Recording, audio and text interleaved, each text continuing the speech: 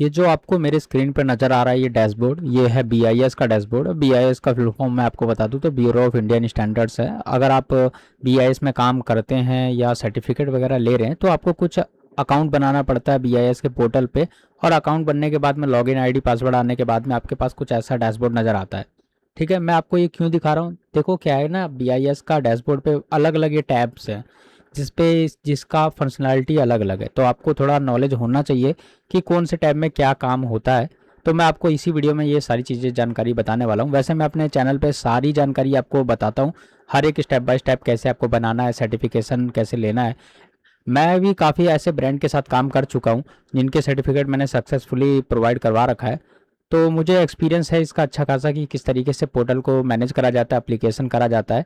तो अब अगर आपको मेरे से भी करवाना है तो आप ज़रूर मुझे व्हाट्सअप कर सकते हैं, नहीं तो मैं अपने यूट्यूब चैनल के माध्यम से सब कुछ आपको बताने वाला हूँ, तो आप सारी चीज़ें यहाँ से भी कवर कर सकते हैं। देखिए क्या है कि अगर आपका लॉगिन आईडी पासवर्ड हो जाता है, आप अकाउंट खोल लेते हैं, तो उसके बाद में आपका कुछ ऐसा डैशबोर्ड नज़र आता है जहाँ पे ये फर्स्ट वाले का टैब का ऑप्शन नज़र आता है। तो यहाँ पे आपको जो भी आप एप्लीकेशन आप सबमिट करना चाह रहे हैं अब बीआईएस में, तो आपको यहाँ से आगे का सारा प्रोसेस नज़र आता है। यहाँ पे आप क्लिक करोगे तो उसके अंदर का सारा प्रोसेस आप कर सकते हैं, कोई भी फाइल आप कर सकते हैं।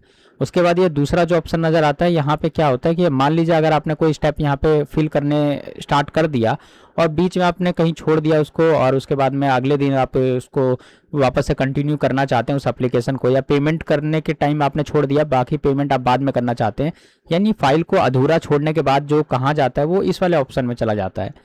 इसके बाद में अगर मान लीजिए आपने सब कुछ कर दिया, पेमेंट का ऑप्शन आ चुका कि हाँ अब आपको पेमेंट करना है, तो अब आपका एप्लीकेशन यहाँ पे नज़र आ जाता है कि यहाँ पे 1 लिखा हुआ आ जाएगा कि आपका पेंडिंग अभी बचा है पेमेंट के लिए।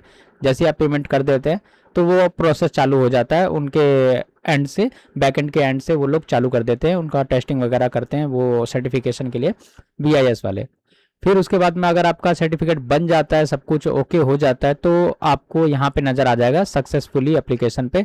यहाँ पे आप ऑप्शन में देख सकते हैं कि कहाँ पे आपका कौन सा एप्लीकेशन बन रखा है। ये मैं आपको अभी इसलिए नहीं दिखा रहा अंदर में क्योंकि अभी ये वीडियो है जो मैं आपको ओवरव्यू बता रहा हूँ, इसका डैशबोर्ड बता रहा हूँ कि कौन से फंक्शन में कौन सा चीज़ें होती है, तो इसलिए मैं अभी आपको डीप में नहीं बता रहा। आगे आने वाली वीडियोस में आपको बताऊंगा कि इसको कैसे प्रोसेस करेंगे, कैसे निकालेंगे, कैसे पेमेंट करेंगे, मतलब सारी चीज़ें बताऊंगा मैं। देखिए यहाँ पे और क्या चीज़ आ जाता है, यहाँ पे सीसीएल। सीसीएल के लिए अगर आपको अप्लाई करना है तो आपको इस वाले टैब में आना पड़ेगा, ठीक है। और सीसीएल का मतलब क्या होता है, क्रिटिकल कंपोनेंट लिस्ट, जो कि आप अगर आप मान लीजिए इलेक्ट्रिक आपका बल्ब है, बल्ब में क्या क्या आपके कंपोनेंट्स लग रखे हैं, कितना सारी चीज़ें अंदर में है, कैपेसिटर वगैरह क्या उसका रेट है, ये सारी चीज़ें क्रिटिकल कंपोनेंट लिस्ट होते हैं उस पूरा, वो यहाँ पे आपको नज़र आता है। और वही है, इसमें मैं आपको वो चीज़ें बता रहा हूँ जो काफ़ी इंपॉर्टेंट है और काफ़ी ज़्यादा यूज़ में आते हैं। ये सारी चीज़ें मैं आपको बता रहा हूँ क्योंकि मैंने बहुत सारी फाइलें कर रखी है, तो मुझे मालूम है कि किन चीज़ों का ज़्यादा इस्तेमाल होता है।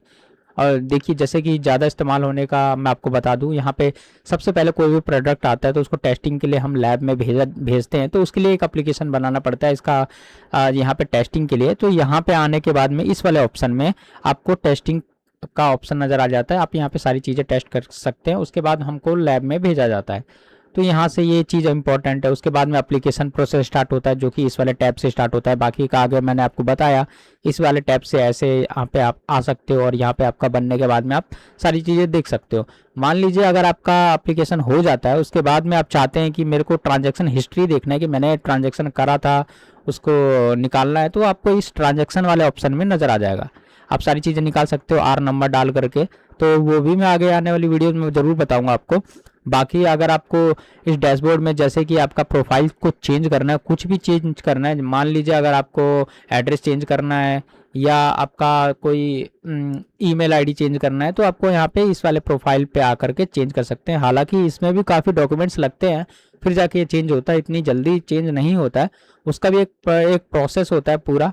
तो इसीलिए देखिए क्या होता है ना, कई बिजनेसमैन होते हैं वो नहीं चाहते कि इन डीप चीज़ों में फंसें और अपना टाइम बर्बाद करें, तो वो क्या करते हैं, कंसल्टेंट वाले जितने फर्म वाले लोग हैं उनको अपना कुछ उनकी फ़ीस दे देते हैं, बाकी का ये सारी चीज़ें उनसे करवा लेते हैं। हालांकि हम लोगों को काफ़ी अच्छा एक्सपीरियंस है, हमें पता लग जाता है कि कहाँ पे गलतियाँ हो सकती है, तो हम उन चीज़ों को रोक लेते हैं या जल्दी होने में आपका हेल्प कर देते हैं। तो इसलिए अगर आपको भी काम कराना हो तो ज़रूर आप हमें मैसेज कर सकते हैं व्हाट्सएप पे, मैंने व्हाट्सएप का नंबर दे रखा है। बाकी तो आप खुद भी कर सकते हैं, आप तो स्वतंत्र हैं, आप कोई कोई भी इसको कर सकता है, ऐसा नहीं है कि सिर्फ पर्टिकुलर हम ही लोग कर सकते हैं। कोई भी नॉर्मल इंसान जिनको चाहिए सर्टिफिकेट वो कर सकता है। बस ये है कि अगर आप हमसे कराते हैं तो चीज़ें थोड़ी स्मूथली हो जाती है, क्योंकि हमें एक्सपीरियंस है इन चीज़ों का, हमने काफ़ी सारे फाइल कर रखे हैं, तो आप करवा सकते हैं। तो बाकी चीज़ें देखिए यहाँ पे इंपॉर्टेंट मैंने आपको बता दिया। और लाइसेंस को अगर आपको सस्पेंड करना है या हटाना है तो यहाँ से आप हटा सकते हैं।